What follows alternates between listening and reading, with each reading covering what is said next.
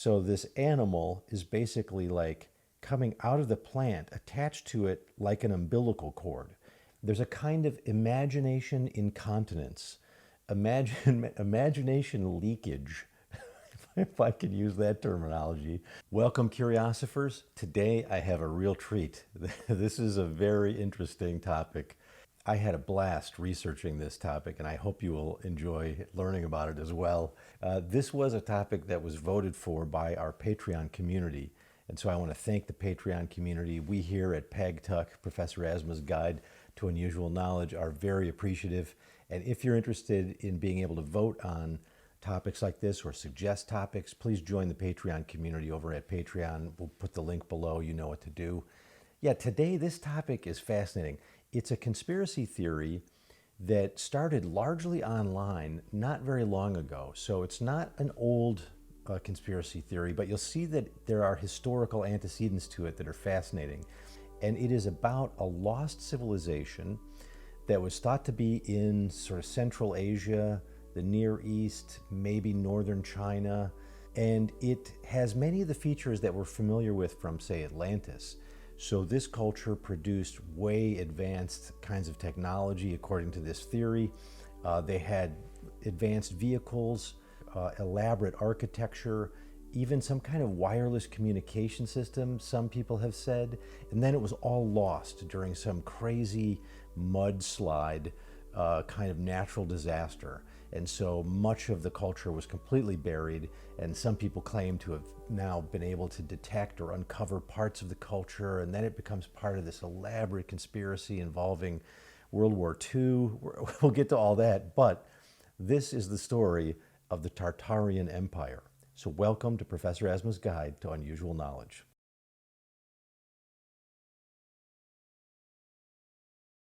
The language of Tartaria or Tartary is not new. That's not sort of part of the new version of the online conspiracy. That's actually part of kind of European history. It's how Europeans referred to vast stretches of like what are sometimes called the steppes of Central Asia.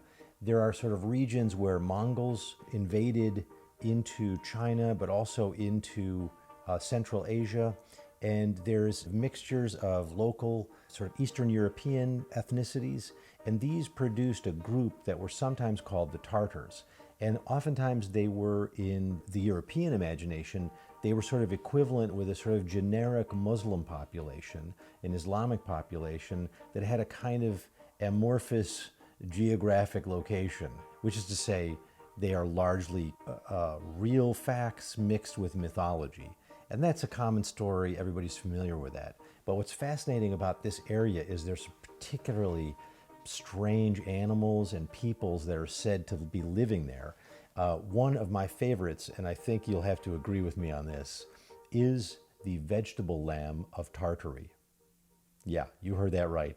The vegetable lamb of Tartary, which was described possibly as early as Herodotus, the ancient Greek writer, but definitely becomes dominant after a very important and popular book floats all around Europe in the 14th century, and that is called The Travels of John Mandeville.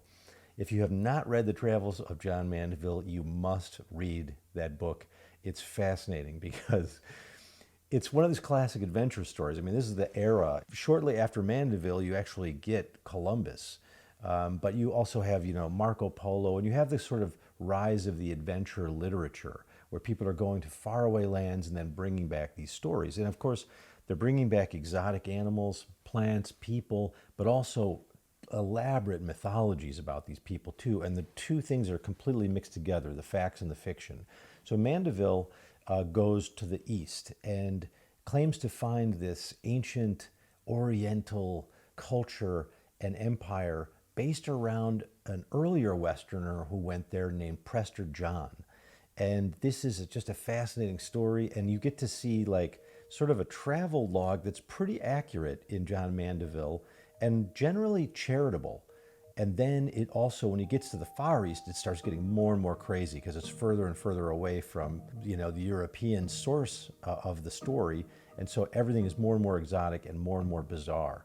It's not sort of what you might think, which is a kind of colonial attitude of the Western mind judging the Oriental mind. It's not really Orientalism in that sense. Yes, it's exotic, but there's a lot of respect in John Mandeville as he encounters these different cultures. Like when he's in China, for example, involved in the court in China, Cathay, he's saying, these people do things way better than we do in Europe. They're smarter, they're more advanced, they have better technology. So it's not the kind of smug, arrogant, sort of European view of the other that you might expect. It's much more nuanced and interesting than that. But what he tells is a story about a plant which grows from the ground just like any other plant does. But at the top, instead of fruiting some kind of, vegetable or fruit or seed pods, it actually fruits a lamb.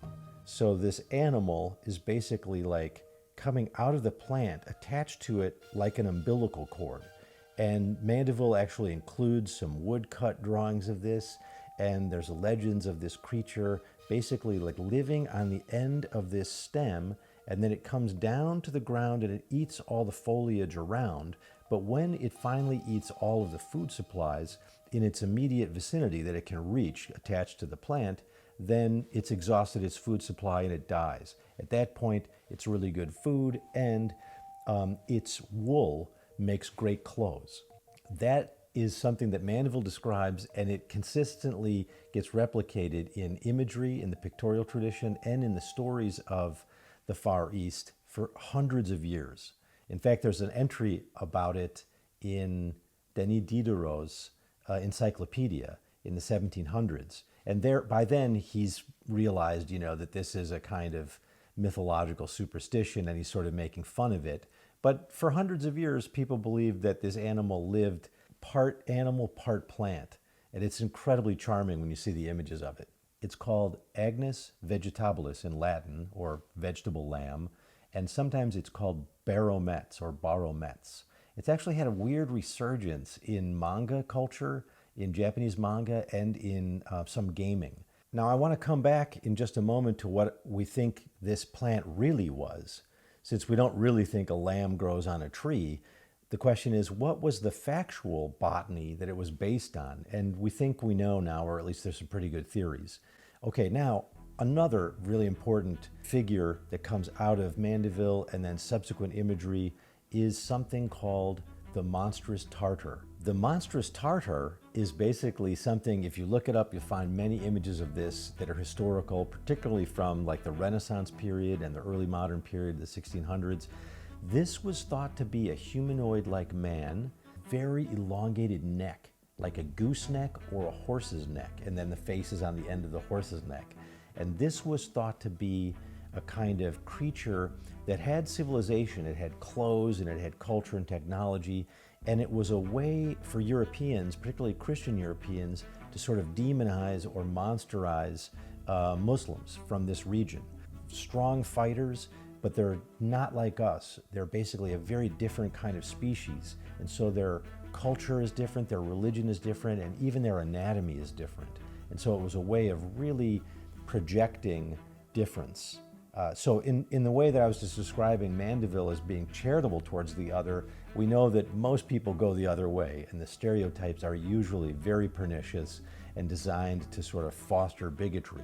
A 1664 pamphlet, or sort of like a woodcut poster, was very popular, and it shows the monstrous Tartar. And in that poster, it's a wonderful image. Here's the following description, which I'll read to you now. So it says that this poster is, quote, a true revelation of an unheard of monster, which was taken in Hungary by the invincible valor and the matchless manhood of the noble Count Sereny, general of the German forces against the Turk, end quote. So this is a way of describing Turkish culture, but it's not sort of what you're thinking. It's not Turkey and the ethnic groups of that particular region, but a more vast and generalized notion of Turk, which sort of includes all of Central Asia and Eastern Europe and into sort of northern Far East. And this was, again, partly real ethnic groups, but also sort of imagined homogeneous hordes by the European imagination. This region, again, Tartaria, is being populated not just with weird animals, but also with weird people that are particularly dangerous and exotic. The Bible for this kind of stuff is an earlier document that occurs in the medieval period, which is called the Romance of Alexander. And it includes letters that Alexander wrote back to Aristotle, his teacher. Now, these are probably apocryphal, but they were very popular in the medieval world, and so therefore it tells us a lot about the medieval imagination. These were letters in which Alexander, who was going east in his various military campaigns, was writing letters back to his teacher Aristotle and describing the exotic stuff that he was finding, including monsters. And these include some classics that you may know of. For example, the Blemii, where they have no head on top of their shoulders, but the face actually emerges out of the chest. This was a very popular species of monster that was believed in the ancient world, the medieval, and up through the Renaissance. But also other creatures like the Kynocephalus, which is the dog-headed men, or the dog-headed human beings. Also the Sciapodes, which are these creatures which just have one leg and one foot, and they hop around on it. Also, there was a belief in a real Cyclops species, where creatures were basically like Polyphemus from the Odyssey, but in fact it was a whole species of these creatures. So these are sort of common classical monsters, and some of them made it to the present, but very few did. And in Alexander's letters back to Aristotle, he includes some of these monsters in his storytelling. Now, this had a huge influence on map making during the medieval period. And so these early maps, which as you can imagine are pretty bad, it's really the local world and then an imagined sort of globe of other kinds of territories and creatures, but they're incredibly fun to look at. There's a center point, they're usually circular. The center point of the world, of course, for that mind is going to be Jerusalem, and then the rest of the world just comes out more and more remote regions. Way out here in some of the maps, you'll find a region of these Tartars, people that basically represent the unknown, and then beyond them, you'll find a kind of chamber. And there you'll see Alexander's Gates. Now, Alexander's Gates, this is basically something that Alexander describes and medieval scholars pick up with glee, which is that Alexander, when he's out in the Far East, sort of taking over regions, he comes across the monsters and he basically contains them all behind a wall. So he locks them up in a contained sort of prison of monsters. And this is called Alexander's Gates. Even in Arabic culture, there's reference to Alexander's Gates too. So it really does become very popular. Now, if you look at the maps, you'll see Alexander's Gates drawn there, and inside these chambers, you'll find drawings of these little monsters.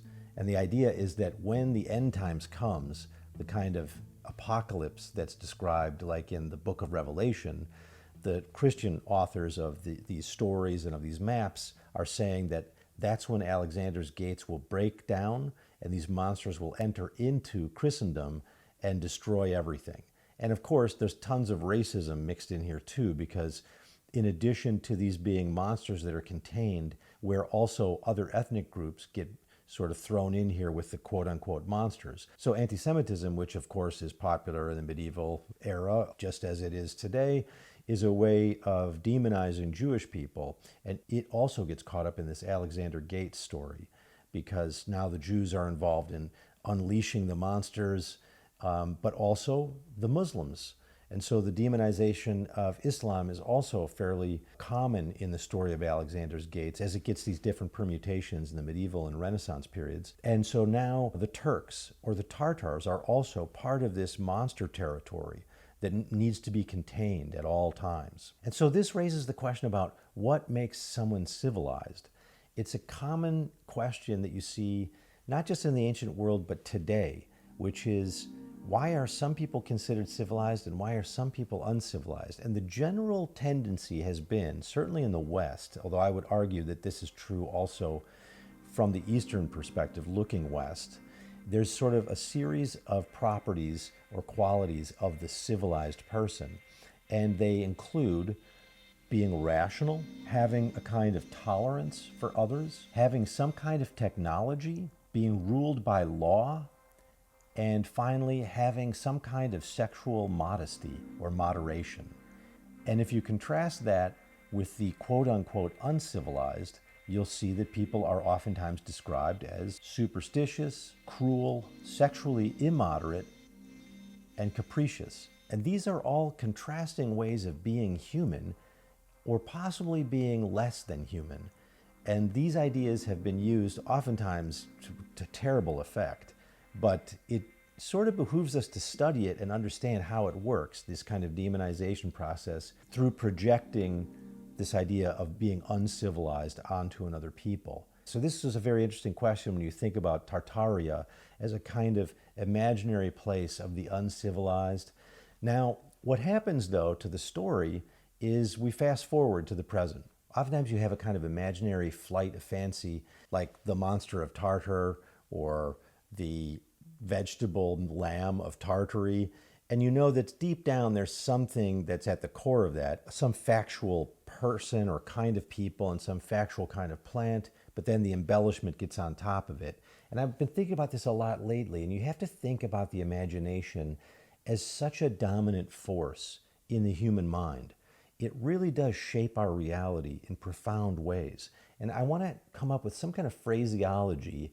I'm still working on it. Maybe you can help me. If you've got better candidates for this, please put them in the comments. But I'm trying to come up with a way of describing when the imagination goes too far.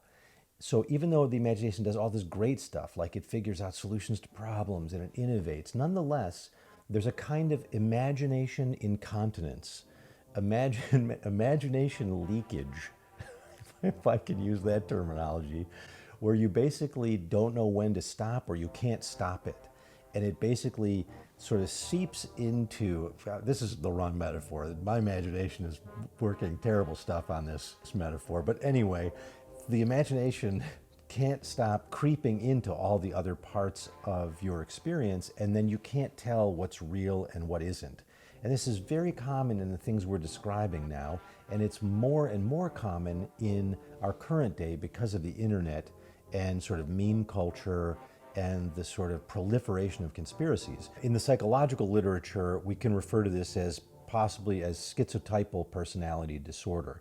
It's not schizophrenia, where you're actually, hearing voices and it's much more extreme, you're non-functional. It's much more like you have extreme conspiracy theories and deeply paranoid about what's happening, and so your imaginings become very dominant and problematic. So it's possible to we could call this schizotypal personality, but I think I want to sort of involve the imagination here, so let's work on it. In the case of a plant that produces lambs, we think actually that this was just a confusion about the cotton plant, which was unfamiliar to those who created this legend. And we see that it has similar properties where the plant produces, this fluffy substance, cotton, that's a lot like wool on an animal. And then Sir Hans Sloane, who was a great collector and naturalist and Freemason, in any case, Hans Sloane thought that the legend of the lamb vegetable was in fact a confusion about a Chinese fern. And I've seen this Chinese fern too, and if you get up close on it, it has this rhizome or sort of root structure that's very fuzzy, and it produces like a ball of this kind of rhizomatic fuzz, and it looks like a little lamb or some kind of mammal creature. So Hans Sloane formulated that that was the factual origin of the story.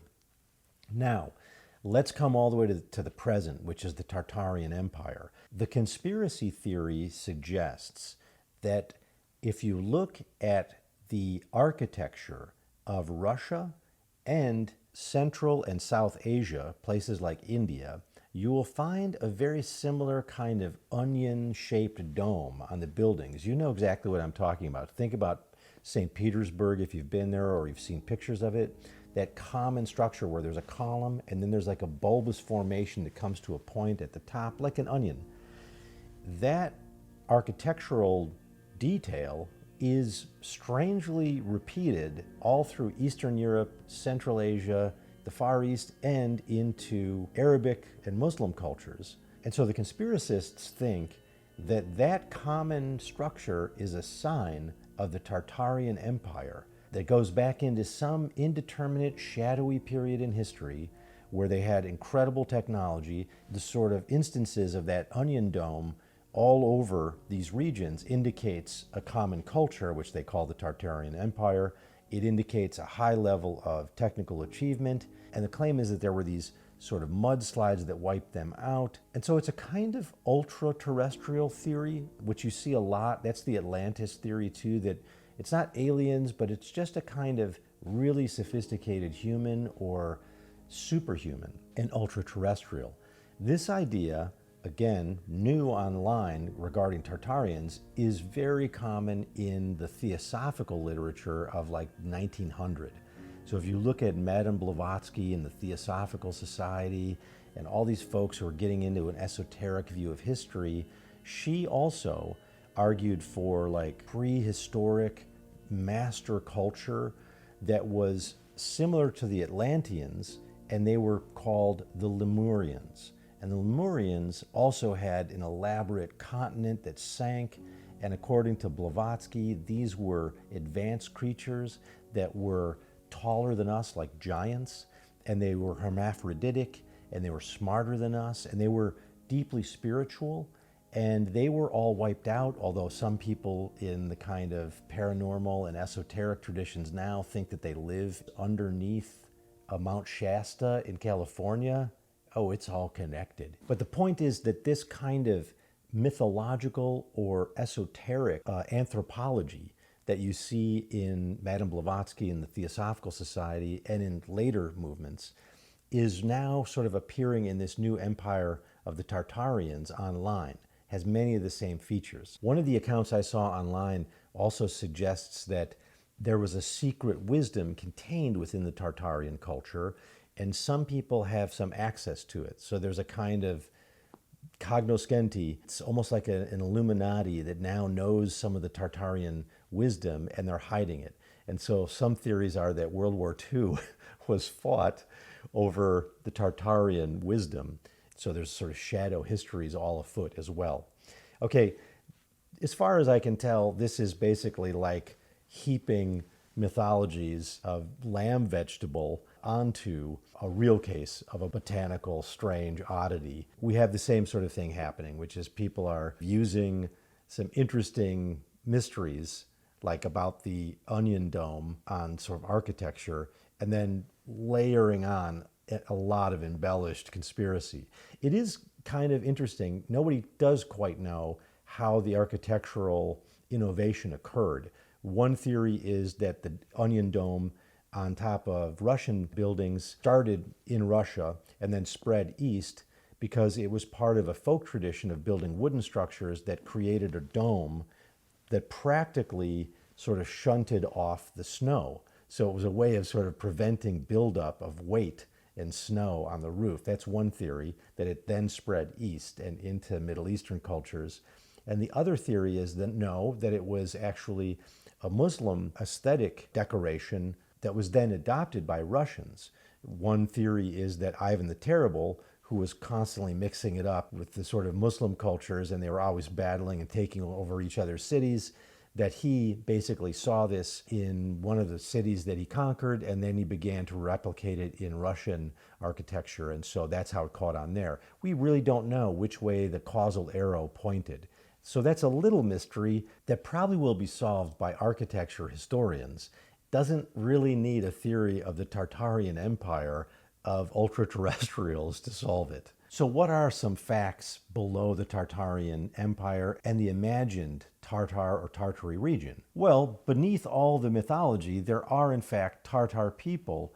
Volga Tartars live in Russia, in a Russian republic called Tartistan. It's comprised of an ethnic minority that's been there for 1,000 years. It became Muslim in the 10th century, we think, but in the 1550s, that region was retaken by Ivan the Terrible, as I was mentioning before, and Ivan the Terrible basically Russified or turned the region back into a kind of more Russian culture and sort of kicked out or persecuted the Islam in that region. So then it was basically Russian for hundreds of years. Then in the 1770s up into 1800s, Islam basically came back and you got a more Muslim region of Tartarstan. Then, basically, in the early 1900s, this area was persecuted by the Bolsheviks.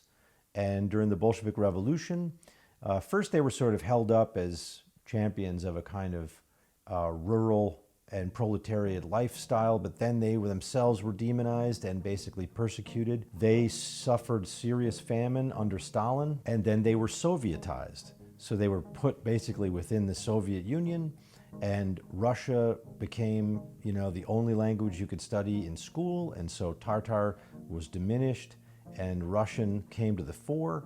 And then more recently, in 2008, Tartarstan attempted to achieve a kind of independent status, and it asked the United Nations to recognize it as independent.